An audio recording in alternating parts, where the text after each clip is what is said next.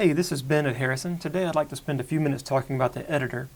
And in particular, I want to start off with how you get around in the Mixbus editor. Because obviously you need to be able to zoom around and scroll and see the things you need to do before you can get into anything more advanced.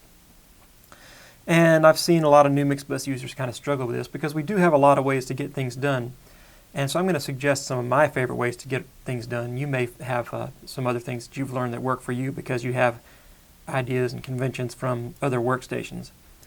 But you'll notice that I'm just using a very inexpensive wired mouse. I like to use this because it has a scroll wheel that I can feel with my finger. It's not just a touch screen like a magic mouse.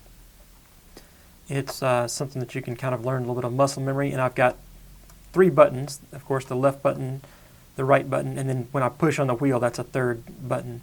And that gives me a lot of flexibility. So the first thing I'd like you to learn is this top ruler area. You can click and drag the playhead from here. And that red line is a nice way to anchor yourself when you're going to zoom. Now, I want to show you all the different ways you can zoom with a mouse and a wheel. So I can hold Command, or it's Control on Windows. I'm going to use a Mac keyboard, so I'm going to use the Mac conventions.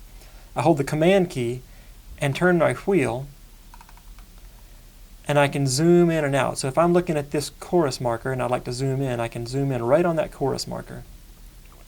Or if I would like to go look at the outro, I can take my mouse and point over here, and now I'm zooming in towards that outro or the intro for the next song. This is a live concert recording.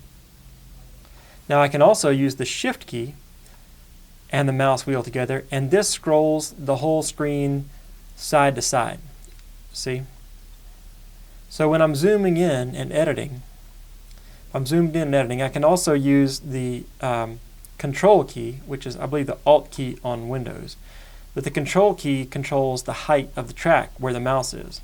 So I'm using a combination of the mouse and the mouse wheel and then these keys to help me zoom in and find the places where I'd like to edit.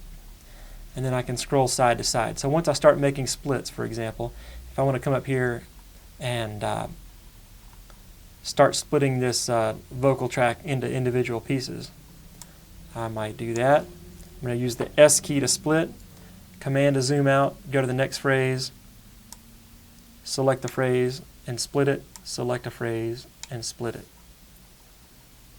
So that's how you get around with the command key, Control, Shift, and a mouse wheel.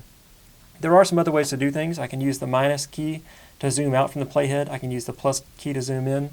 A new feature that we've added that's really useful is the zoom to selection. So I'm going to make a range selection here and then press the Z key, and that zooms directly in to fill the screen with my selection. But if nothing is selected, then the Z key is a zoom out. And if I press that a few times in a row, I'll end up with the whole session visible on the screen because it's zooming both vertically and horizontally.